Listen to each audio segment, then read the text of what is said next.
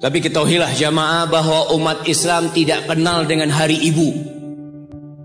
Sekali lagi muslimin, kita nggak kenal dengan hari ibu. Kenapa? Karena semua hari kita milik ibu kita.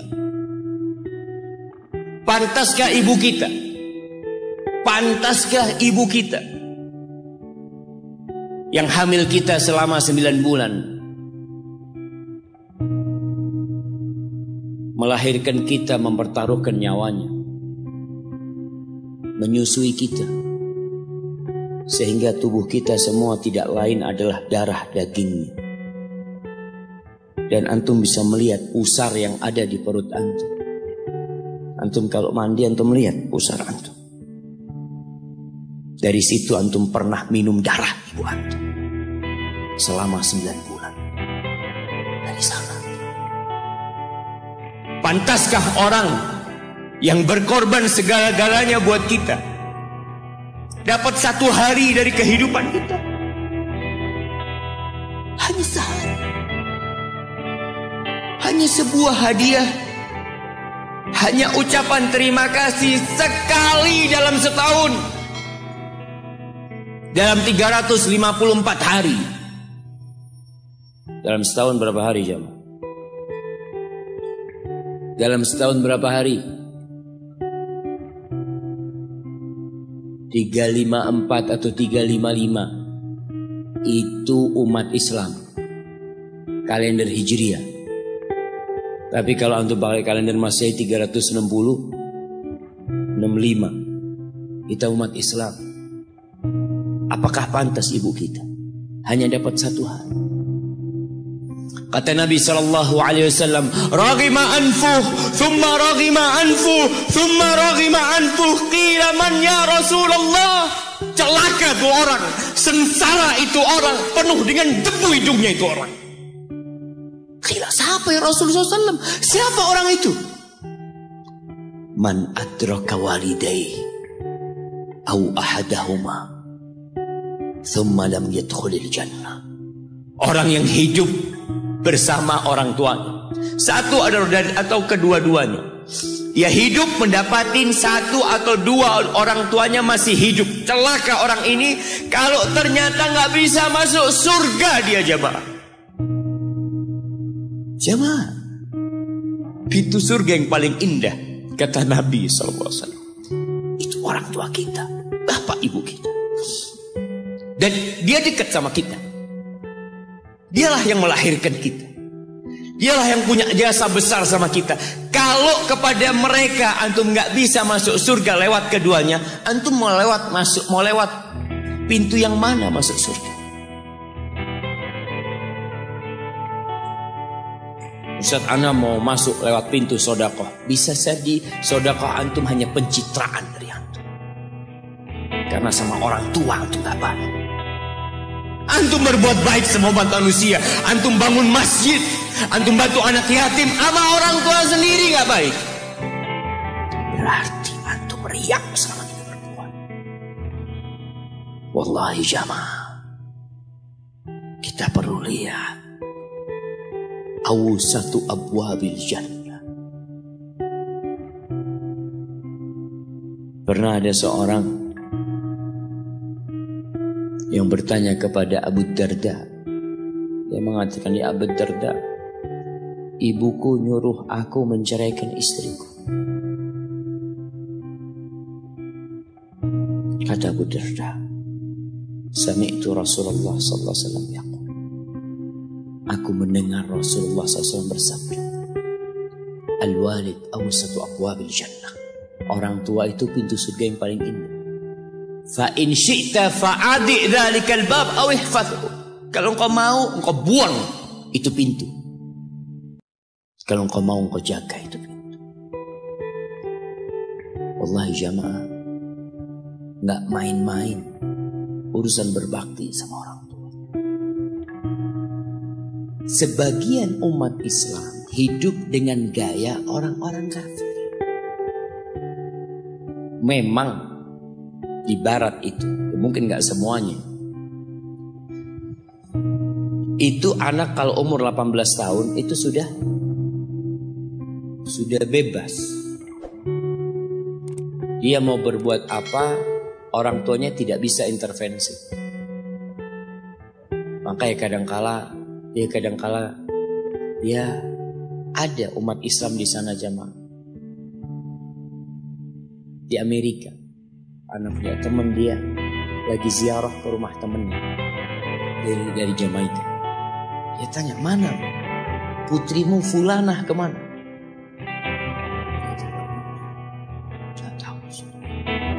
Sudah jadi mau jadi pelacur, jadi penyanyi, jadi apa? Orang tua sudah tidak bisa intervensi. Itu dalam kehidupan mereka. Dan mereka juga anak-anak tidak ada kewajiban untuk memberikan nafkah kepada orang tuanya. Dalam budaya mereka selesai sudah. Sehingga banyak di sana panti jompo. Tempat orang tua dititipkan di sana. Kenapa? Karena anaknya udah hanya mengingat ibunya setahun sekali. Mengingat, nggak ada hari bapak, ada hari bapak jangan. Ada. Belum. Ada hari bapak. Di Indonesia ada. Tanggal berapa? Anak kok nggak pernah dapat hari bapak ya?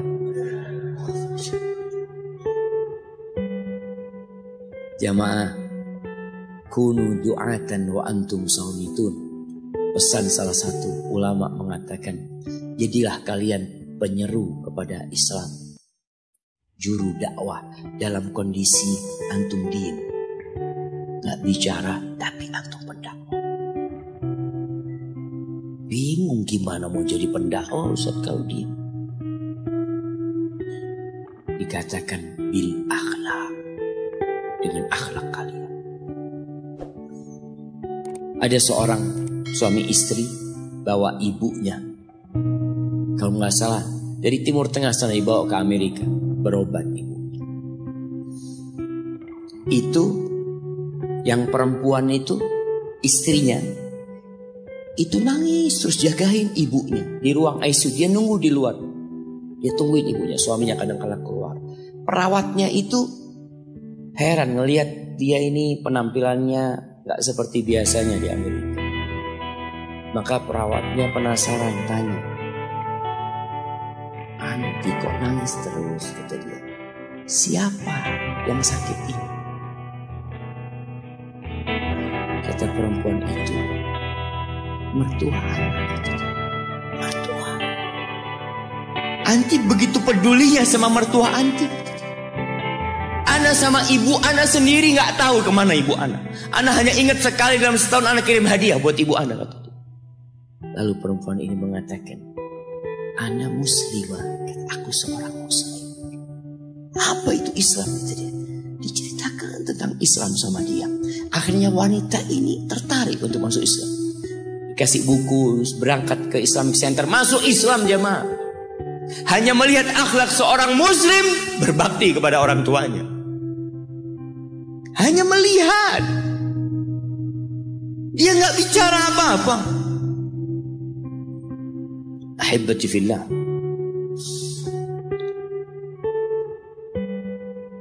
Di surat Al-Ahqaf ayat 15. Surat Al-Ahqaf ayat 15. Nanti dibaca. Karena kita itu disuruh membaca sama Allah. Iqra.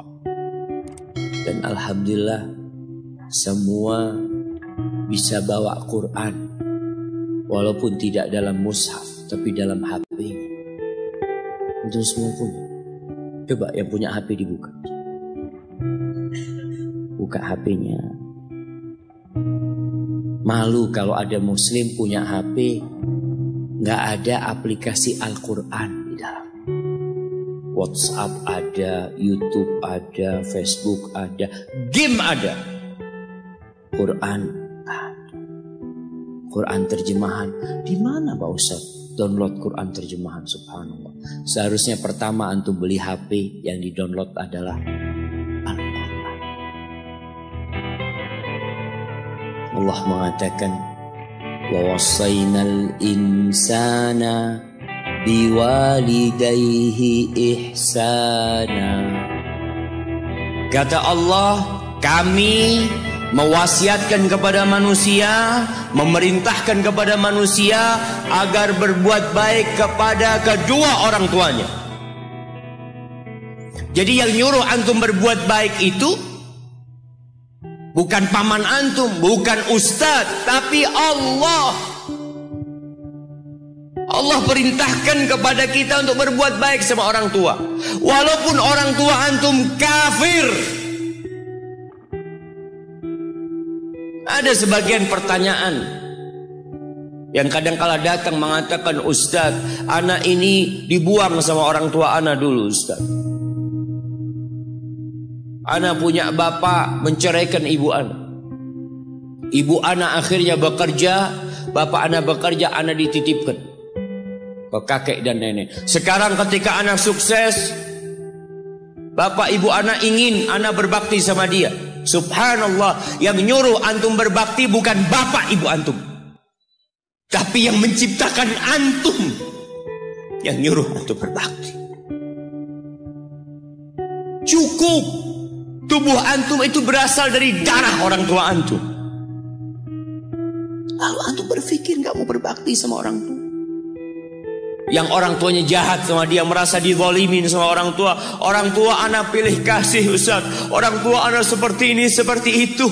Iya, seburuk apapun orang tuamu, tetap itu orang tuamu. Dan Allah nyuruh kamu berbuat baik sama orang tua. Wallahi jamaah, ada seorang syekh cerita dalam salah satu ceramahnya, cerita tentang seorang dokter perempuan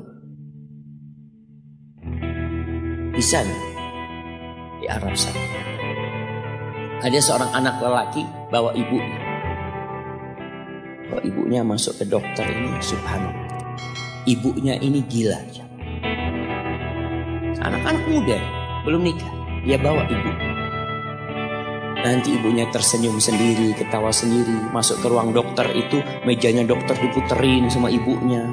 Anaknya minta maaf, ya dok, kata dia, sekali-kali nanti ngeliat di televisi dokter itu ada gambarnya Ka'bah.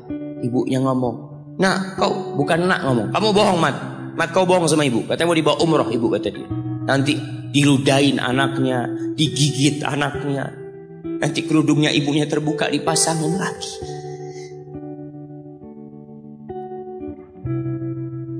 Itu dokter tanya sama anaknya, ini siapa? Ibu anak, katanya. Sejak kapan dia seperti ini? Sejak lahir. Loh, terus gimana engkau bisa lahir? Iya, sama kakek anak, ibu anak dinikahkan, tapi 10 bulan diceraikan. Ya karena seperti ini Pak, anak lahir dari rahim ibu anak. Dan seperti ini kelakuan. Iya, kata dia.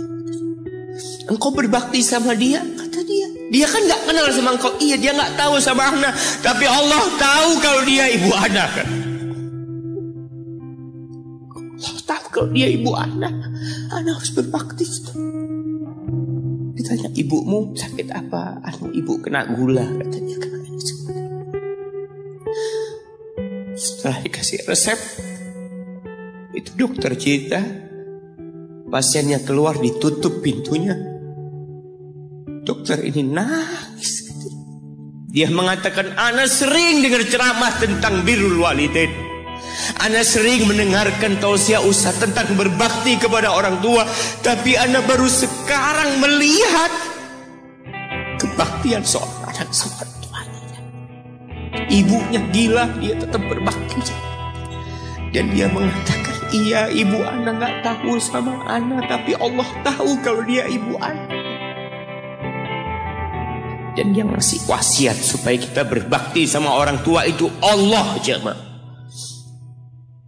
Apapun yang dilakukan orang tua kita.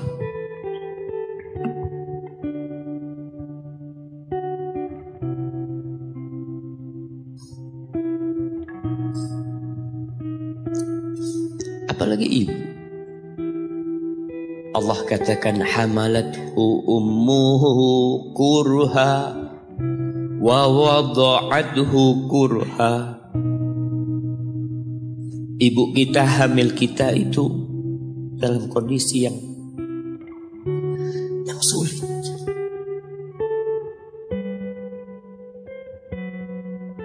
Ada ibu yang harus bed rest demi anaknya lahir. Demi kita lahir, ibu kita itu bed rest.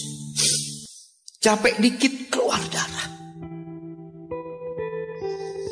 Ada yang harus hamil kita dalam kondisi dia ditinggal sama suaminya. Dia harus cari nafkah sendiri.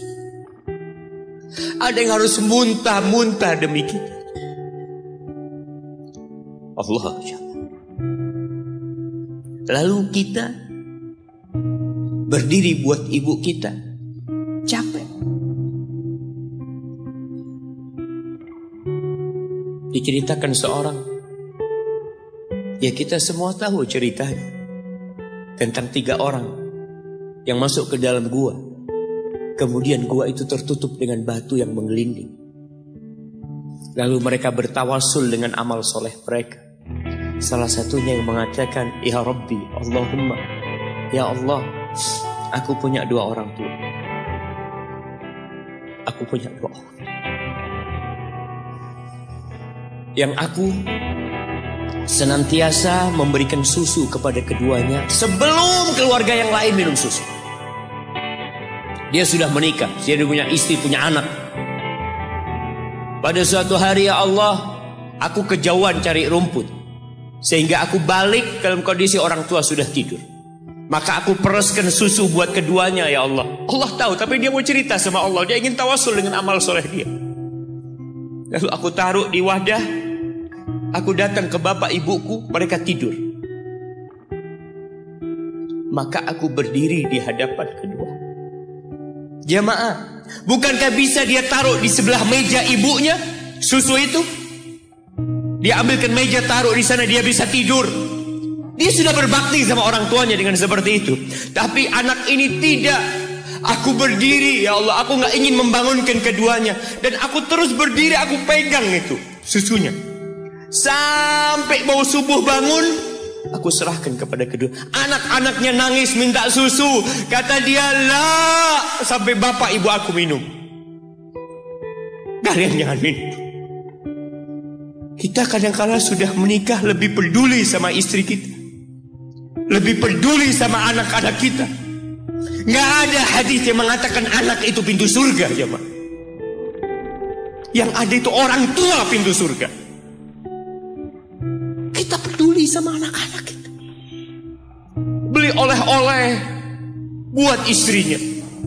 Ditelepon istrinya mau apa, kepingin apa. Pernahkah engkau telepon ibumu? Tanya, Umi kepingin apa, Umi? Ana lagi dalam perjalanan, Umi.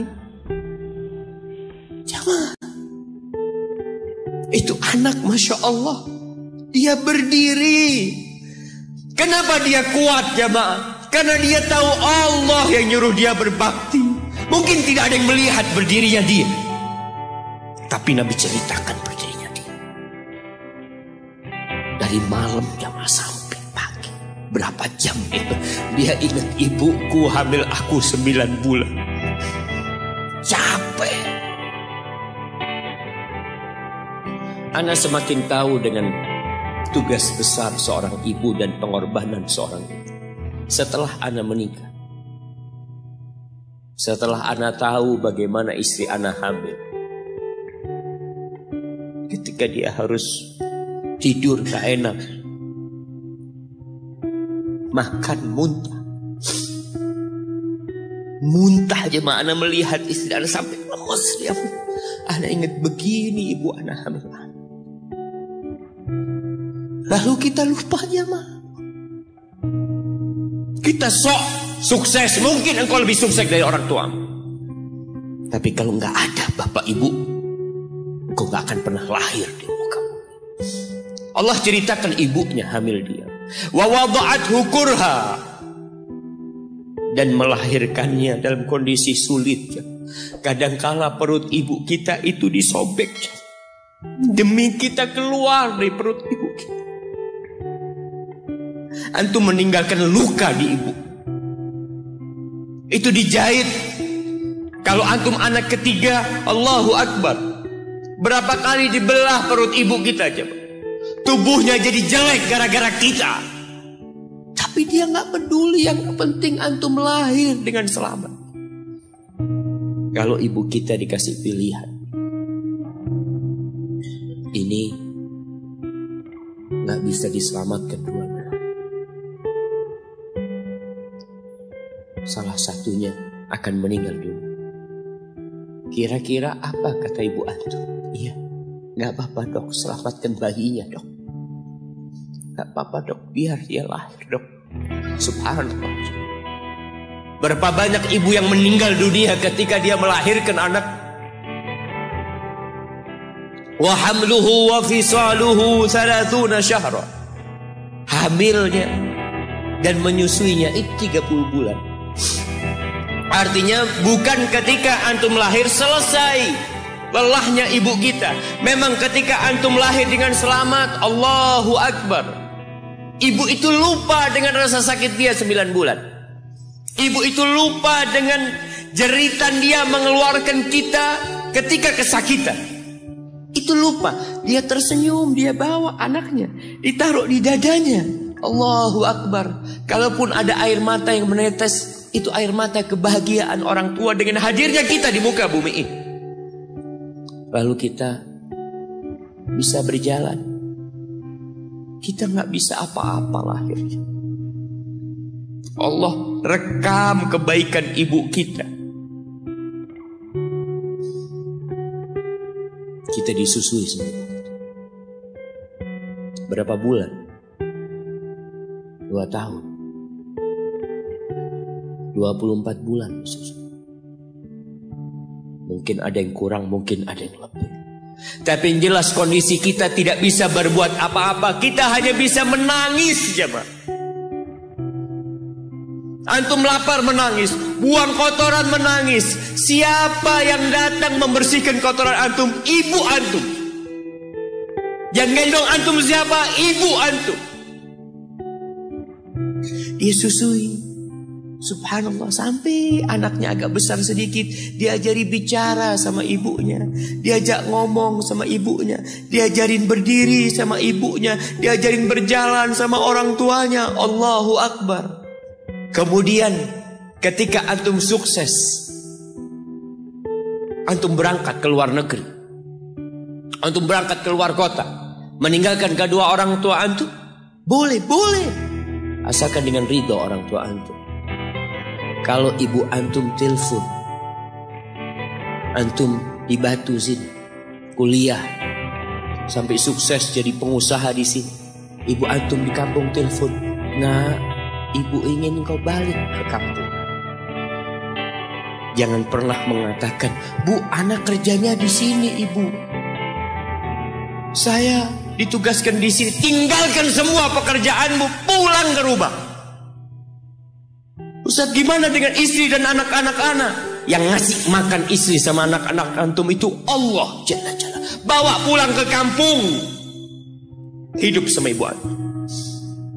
Jamaah, ada seorang sahabat yang izin untuk berjihad, izin untuk mendapatkan surga yang paling tinggi, izin untuk bisa memberikan syafaat kepada 70 dari keluarganya. Kalau dia mati syahid, dia datang kepada Nabi SAW, ditanya, bapak ibumu hidup? Iya, kata dia. Pulang engkau ke sana. Fazammal jannah, di sana ada surga.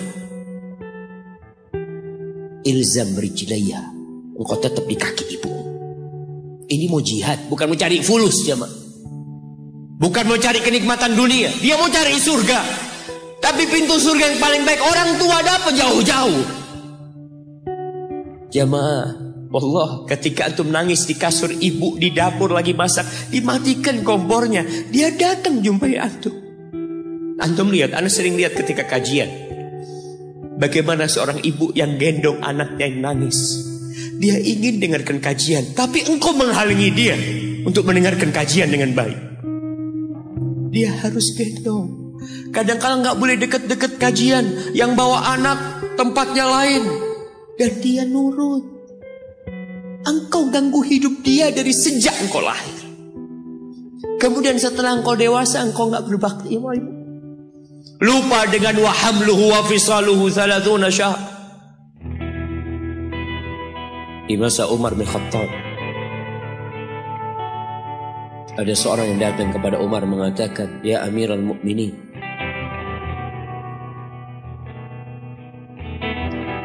aku ini jadi kendaraan buat ibu.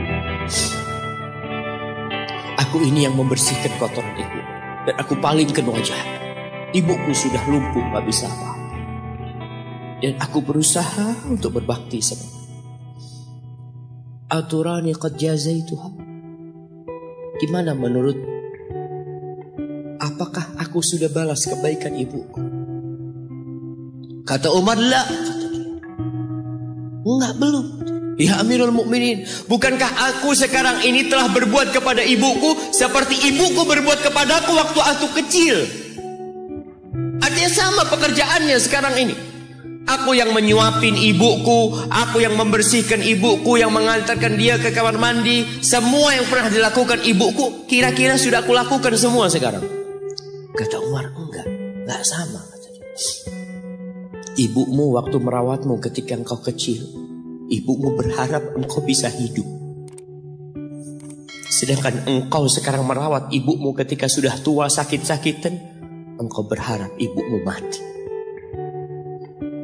Allah, iya, kita kadang-kala merasa lelah merawat ibu yang sudah tua. Merasa kadang-kala, ya Allah, kalau ibu ini meninggal insya Allah lebih baik. Antum mau istirahat. Allah, iya, belum. Suatu hari tatkala Abdullah bin Umar tawaf, ada seorang yang menggendong ibunya.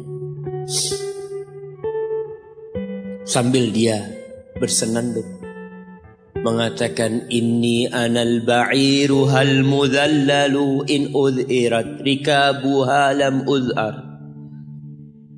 Aku ini adalah tunggangan ibuku yang taat dan patuh. Kalau tunggangan-tunggangan lain itu dikagetin, kaget. Aku tidak pernah membuat ibuku kaget di atas punggungku. Lalu bertemu dengan Abdullah bin Umar bin Khattab. Dia bertanya, "Kira-kira aku sudah balas enggak kebaikan ibuku? Aku ini bawa ibuku dari Yaman. Dari Yaman. Mungkin 2000 kilometer. Dia gendong ibu. Sampai melaksanakan ibadah haji semua dia di punggung, ibunya di punggungnya. Dia tanya, aku sudah balas enggak kebaikan ibuku?" Apa kata Abdullah bin Umar bin Khattab? "Wala bitalqatin min talaqat." Rasa sakit ibumu ketika dia mengeluarkanmu, yang ibu itu kesakitan, satu rasa sakitnya belum engkau balas. Bagaimana dengan kebaikan dia yang lainnya? Tapi engkau telah berbuat baik kepada ibu. Maka kita nggak boleh merasa sudah berbuat baik sama ibu kita. Apalagi merasa sudah balas budi. Na'udzubillah min dzalik. Lalu Allah ceritakan kondisi manusia. Tetap kita masih di surat Al-Ahqaf ayat 15. Allah mengatakan, hatta idza balagha ashuddahu wa balagha 40 sana. Sampai ketika manusia ini mencapai masa mudanya, masa kuatnya, sampai umur 40 tahun, orang ini berkata, qala rabbi auzi'ni an ashkura ni'mataka allati an'amta alayya wa ala walidayya wa an a'mala salihan tardah wa aslih li fi dhurriyyati inni tubtu ilaika wa inni minal muslimin. Ini doa yang dianjurkan dibaca kalau orang umurnya 40 tahun. kebanyakan kita 40 tahun juga nggak baca doa. Kenapa? Kita kurang peduli dengan ajaran agama kita.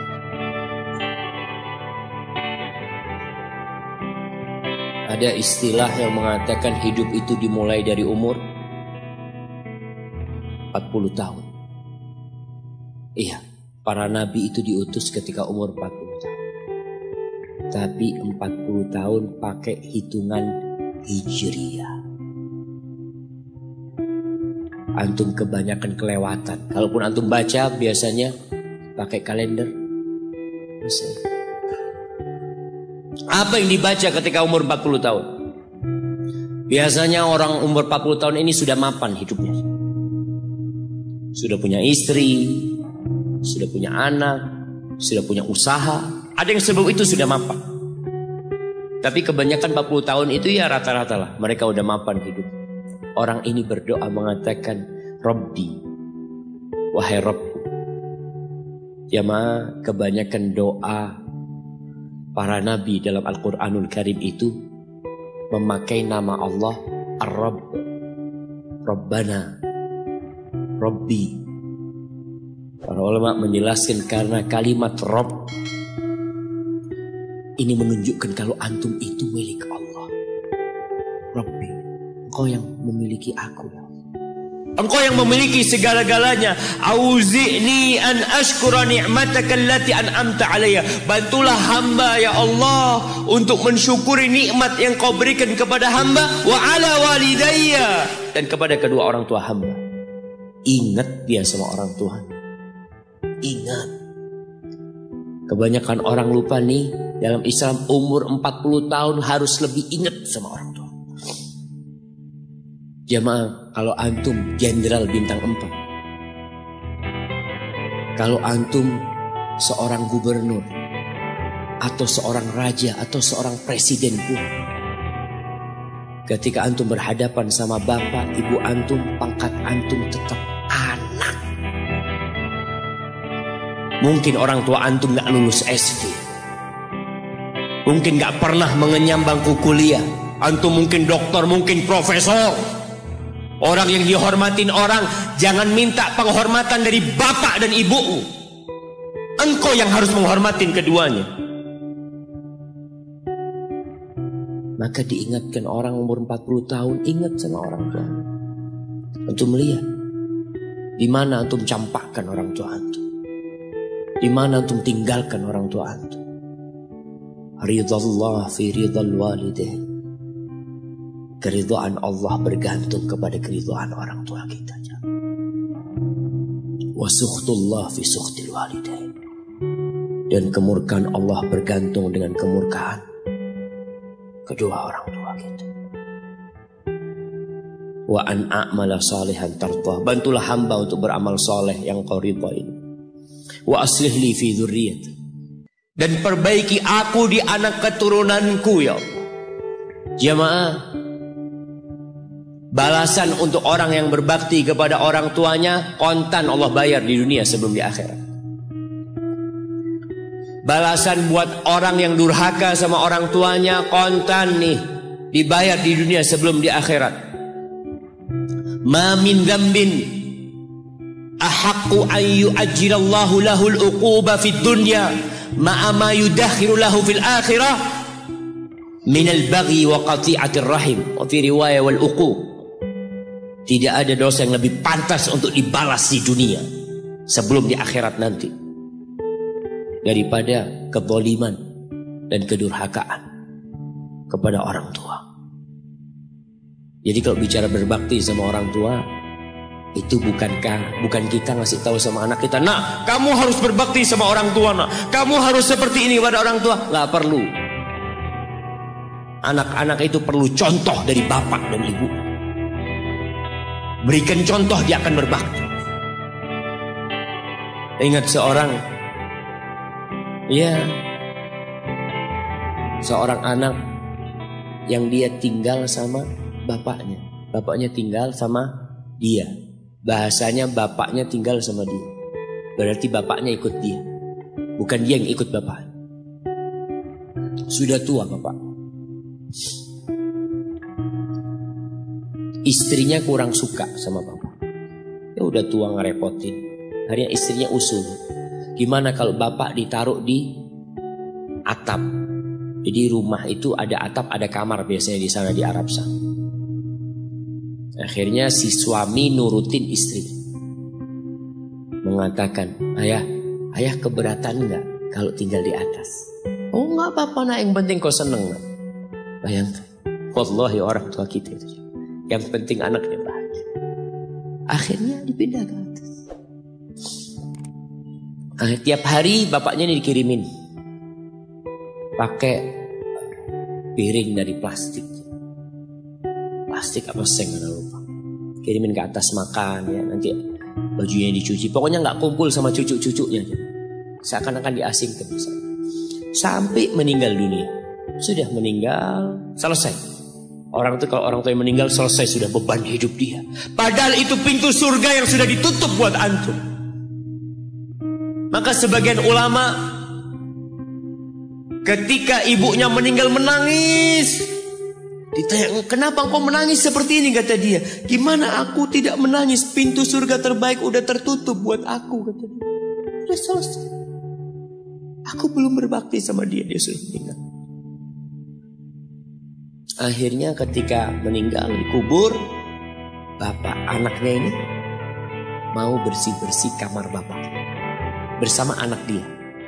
Bersih-bersih, sudah dimasukin kantong hitam ya, macam-macam. Ketika piring tempat anaknya ini ngirim makanan buat bapaknya, mungkin cucunya juga ngirim buat bapaknya, mau dibuang, kata anaknya, ayah jangan ayah, buat aku ayah. Kenapa nak? Buat apa piringnya? Iya ayah, nanti kalau ayah sudah tua, aku akan pakai ini buat ayah. Anaknya anak kecil nggak tahu apa-apa aja. Dia pikir itulah berbakti sama orang tua. Dia ingin mengulangi apa yang dia lihat, dia ingin praktekkan sama bapak. Bukan karena dia ingin durhaka, bukan. Karena dia berpikir itulah kebaktian jemaah. Ketika si anak ini melihat anaknya mengatakan itu, dia nangis dia jemaah. Dia ciumin baju bapaknya yang ada di sana. Selesai sudah jemaah. Selesai, pintu surga itu sudah ditutup buat antum. Maka nggak perlu antum kasih ceramah anak antum tentang berbakti. Antum minta sama Allah, perbaikin di anak keturunanku ya Allah. Iya, agar mereka berbakti, bermanfaat buat kedua orang tuanya, buat negeri ini, buat agamanya. Tapi tidak hanya dengan omongan. Kalau seorang ayah suka duduk sama ibunya, pijetin kaki ibunya, antum suka ambilin sandal buat bapak antum. Kadangkala kan orang kalau pakai sandal masuk rumah itu sandalnya ngadep ke rumah. Antum suka belokin. Antum keluar dari masjid, sandal bapak antum lurusin.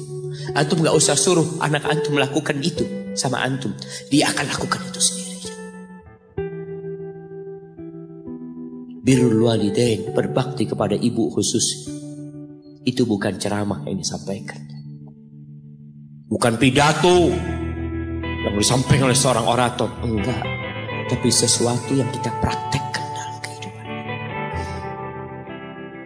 Inni tubtu ilaika wa inni minal muslimin. Ya Allah, aku taubat ya Allah. Aku mohon ampun kepadamu. Aku termasuk orang-orang yang bersalah diri. Jamaah, man ahqun nas bi husni sahabat. Siapakah manusia yang paling pantas mendapatkan kedekatan kita sama dia? Sahabati. Bukan hanya servis dari kita, tapi pendampingan dari kita. Kita lebih sering duduk sama sahib-sahib kita. Ini ketika sahabat bertanya, siapa ya Rasul sallallahu alaihi wasallam? Qala ummuk, ibumu. Qultu tsumma man? Setelah ibu siapa? Ummuka, ibumu lagi. Qultu tsumma man ya Rasulullah? Iya, aku tahu ibu. Kemudian ibumu lagi. Qultu tsumma man? Tsumma abuk, baru bapakmu, baru orang yang dekat lainnya. Bayangkan Rasulullah sallallahu alaihi wasallam ya, sampaikan ini kepada ya aktivis gender yang mengharapkan persamaan lelaki dengan wanita. Di dalam agama kita wanita diletakkan 3 kali di atas laki-laki dalam kebaktian. Bukan sama bapak, tidak. Maka bapak jangan pernah iri ketika melihat anaknya lebih cinta sama ibunya, lebih berbakti sama ibunya, karena itu syariat Allah Jalla Jalaluh. Iya, kita tetap berbakti sama bapak kita. Tapi ibu kita, kenapa kok ibu 3 kali? Bapak tidak ikut hamil. Rasa lelah ibu tidak pernah dirasakan bapak. Bapak tidak ikut melahirkan. Dia tidak pernah merasakan rasa sakit melahirkan. Bapak tidak pernah menyusuin. 3 ini pekerjaan ibu. Sehingga ibu dikasih tempat yang lebih tinggi, jamaah. Bihusni sahabati, dengan pendampingan kita, dengan kebaikan kita, ibu kita. Maka berusaha jamaah untuk sering-sering kumpul sama ibunya. Tadi kalau antum keluar kota, masya Allah jamaah, anda bertemu dengan seorang lelaki yang sudah tua, dia hampir 60-an, ketemu di pesawat dari Jember ke Surabaya. Dia datang, dia cium tangan anak ngomong, apa nih, kata dia, anak yang lebih pantas cium tangan antum, anak ngomong. Dia cerita, Ustaz, anak itu sering dengar ceramah Ustaz, tapi nggak peduli. Sampai suatu hari anak dapat kiriman video tentang berbakti sama ibu. Anak punya ibu sudah 70 tahun, Ustaz, ada di Jember. Anak kejar di Jakarta. Anak ingin ibu ke Jakarta, ibu nggak tahan, ibu minta di Jember. Anak minta ridhonya, ibu ridho, anak tetap kerja di Jakarta. Anak dulu pulang, Ustaz, ya kalau ada acara, ada yang menikah, Idul Fitri, Idul Adha pulang.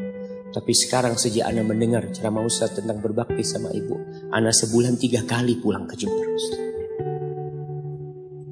Duit bisa dicari, tapi ibu kalau mati, antum akan menyesal. Antum gak bakal ketemu lagi. Akan datang satu saat antum hanya ingin melihat wajah ibu antum, gak ada lagi. 3 kali dia jamaah. Jangan takut duit antum habis untuk berbakti sama ibu. Jangan berpikir kalau uang untuk beli tiket terus Ustaz habis, ya Allah, antum gak percaya sama Allah. Rasul sallallahu alaihi wasallam mengatakan, man ahabba ayyubsata lahu fi rizqi wa yunsa lahu fi athari falyasil rahimah.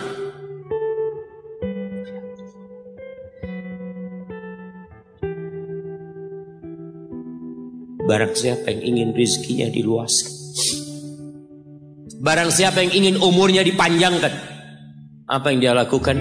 Sambung rahimnya. Sambung rahim. Rahim kita sendiri, ibu kita. Kita dari sana keluar. Itu yang paling berhak mendapatkan kebaktian kita. Antum jangan takut kehabisan waktu. Ketika antum berbakti sama orang tua, Allah berkahin waktu antum.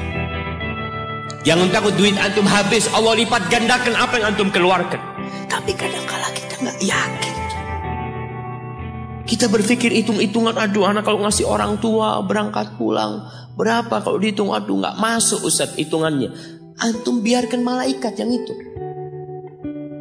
Kiraman katibin ya'lamuna ma taf'alun. Allah tuh punya malaikat mulia yang tugasnya mencatat. Dia tahu dengan apa yang antum kerjakan. Biarkan mereka yang mencatat. Biarkan mereka yang menghitung. Wallahi jamaah, kita tuh disuruh dekat sama orang tua kita.